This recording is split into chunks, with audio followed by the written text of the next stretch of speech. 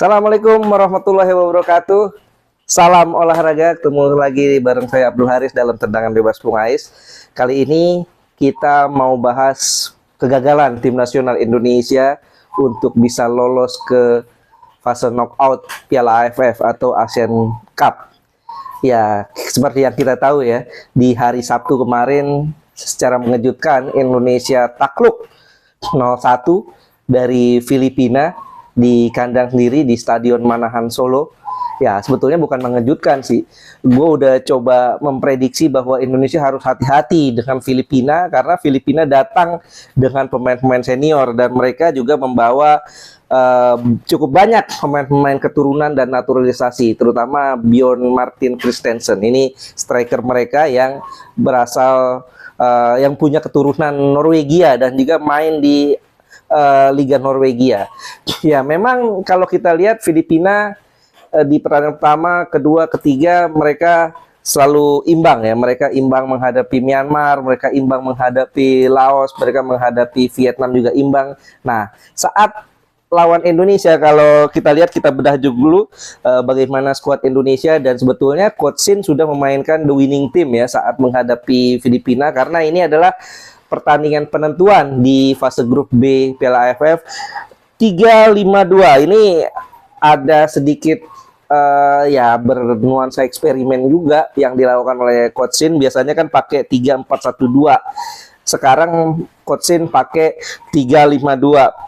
Di belakang masih sama ya, kipernya Cahya Supriyadi, kemudian Doni Tri Pamungkas, Kadek Arel, Muhammad Ferrari. Nah, itu tiganya di belakang. Dan di tengah Coach Shin pakai 3 gelandang pekerja. Ada Raihan Hanan, Ahmad Maulana, ada Arkan Fikri. Di sayap kanan dan kiri, bek kanan bek kiri itu ya ini pemain yang sudah punya pengalaman di level senior, Asnawi Mangkualam dan juga Pratama Arhan. Di depan yang menarik, Coach Shin memainkan Rafael Strike bersama dengan Marcelino Ferdinand. Marcelino Ferdinand ini sebagai second striker mungkin ya, di depan menemani Rafael Strike, dan hasilnya sebetulnya cukup bagus ya. Indonesia mampu menguasai permainan, mampu menciptakan beberapa peluang, termasuk peluang Marcelino Ferdinand di babak pertama saat dia mampu melewati 2-3 pemain dari sisi sebelah kiri, tapi sayangnya finishing touch-nya mengenai tiang gawang ya. Ini salah satu peluang, dan juga banyak peluang-peluang lainnya. Nah, ini jadi PR besar buat Coach Shin sebetulnya, bagaimana tim ini sudah bisa build up serangan, bisa membangun serangan, tapi satu kelemahannya finishing touch, karena 4 gol yang tercipta di turnamen ini saat menghadapi Myanmar, 1 gol dari Asnawi Mangkualam itu berasal dari lemparan jauh Pratama Arhan, dan 3 gol lainnya saat menghadapi Laos juga berasal dari set piece ya, kalau nggak lemparan ke dalam Pratama Arhan atau juga sepak pojok. Ini yang jadi PR besar, bahwa tidak ada dari 4 gol yang diciptakan Indonesia di turnamen ini itu berasal dari open play. Ini PR, padahal banyak peluang. Kemudian juga PR lainnya adalah bagaimana transisi mereka ini masih sering bocor ya. Tapi kalau kita lihat sebetulnya 2 pertandingan terakhir menghadapi Vietnam, walaupun kalah, kita serangannya permainannya bagus, koordinasinya bagus. Kemudian saat menghadapi Filipina sebetulnya Indonesia menguasai permainan, punya peluang banyak, tapi sayang satu momen yang membuat Indonesia akhirnya kehilangan momentum itu, yaitu kartu merah yang diterima Muhammad Ferrari di menit ke-42. Ini sangat disayangkan ya, bagaimana Muhammad Ferrari, memang betul Muhammad Ferrari ini mendapatkan provokasi dari Aguinaldo, kapten dari Filipina, tapi ya inilah PR-nya lagi buat pemain-pemain kita, mudah terprovokasi, sehingga saat itu Muhammad Ferrari melakukan sikutan ke wajah Aguinaldo, dan Aguinaldo memaksimalkan itu, walaupun kalau kita lihat sebetulnya tidak terlalu kena betul, tapi Aguinaldo memanfaatkan momen itu menjadi sebuah menarik perhatian wasit, dan wasit langsung memberikan kartu merah ya. Setelah main 10 orang, ya praktis susah buat Indonesia untuk bisa mengembangkan permainan, keseimbangannya juga tidak stabil jadinya. Ya hasilnya kita bisa lihat di menit 63 ada sebuah akselerasi Filipina dari sisi sayap dan mengenai tangan Donitri Pamungkas di dalam kotak penalti. Dan ya kita tahu Bjorn Martin Christensen akhirnya menuntaskan itu menjadi sebuah gol.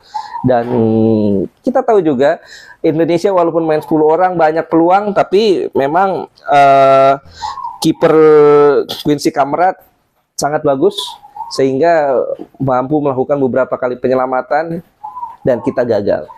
Nah, kegagalan ini memang bisa dikatakan cukup menyakitkan walaupun memang kita tampil dengan pemain-pemain muda U22 mayoritas, hanya Asnawi Mangku Alam yang usianya di atas itu 25 tahun.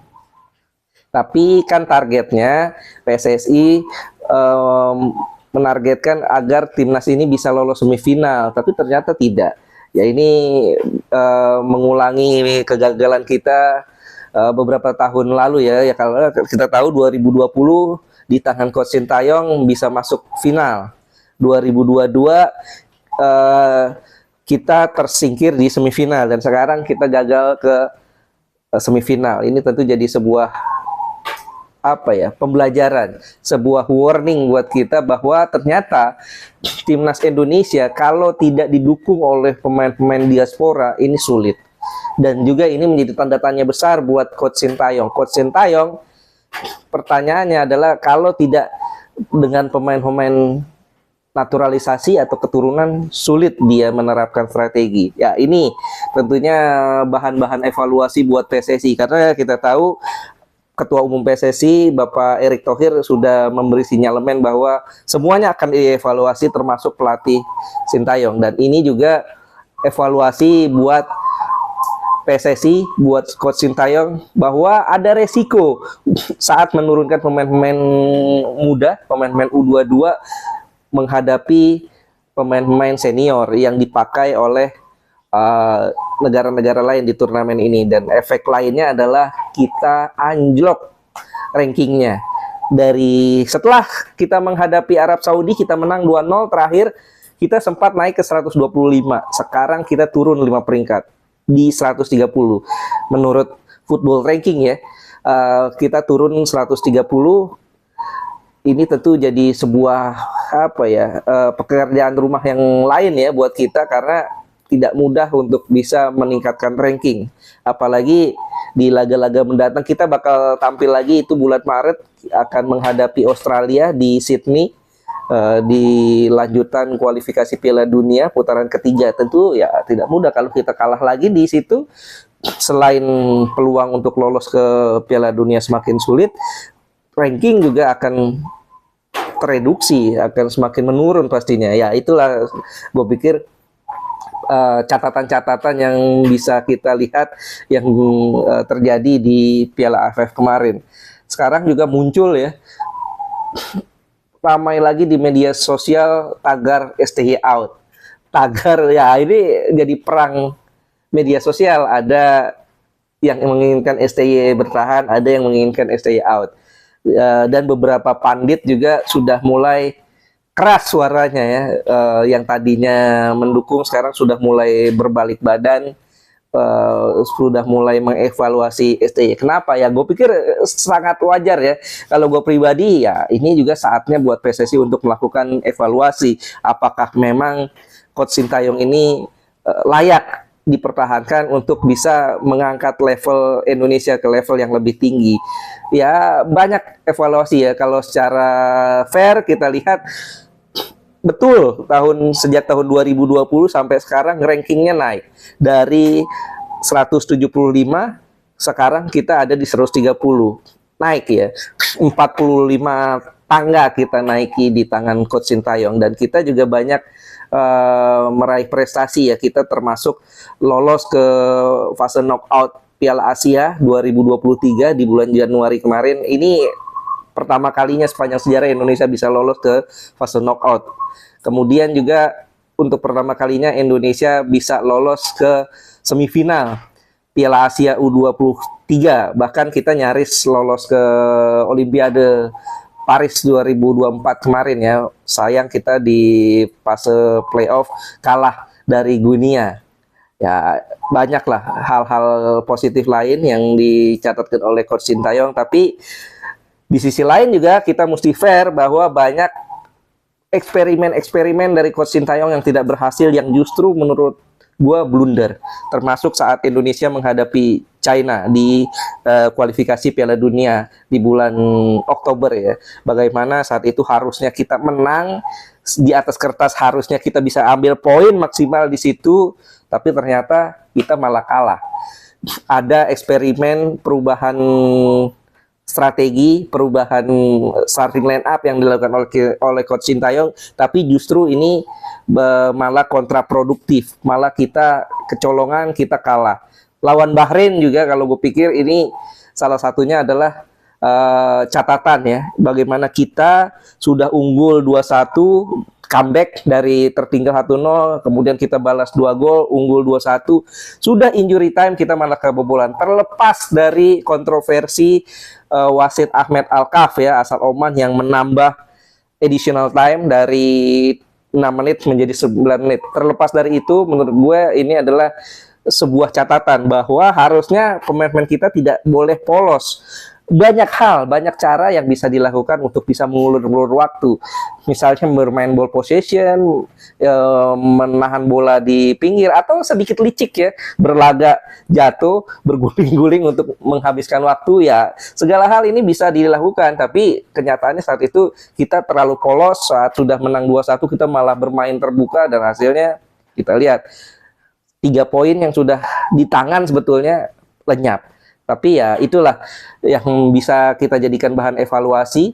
Selain di kualifikasi Piala Dunia juga kemarin kan kita lihat bagaimana Coach STY melakukan eksperimen saat menghadapi Laos, dan hasilnya kita kehilangan poin. Harusnya menang tapi kita imbang. Ini hasil imbang yang pertama yang diterima oleh Indonesia sejak tahun 2012. 2012 juga kita imbang 2-2 saat itu lawan Laos di Piala AFF. Tapi perlu dicatat saat itu PSSI mengalami dualisme, sehingga pemain-pemain timnas yang dibawa ini bukan full tim. Ada banyak pemain-pemain timnas yang tidak bisa dibawa karena dualisme PSSI.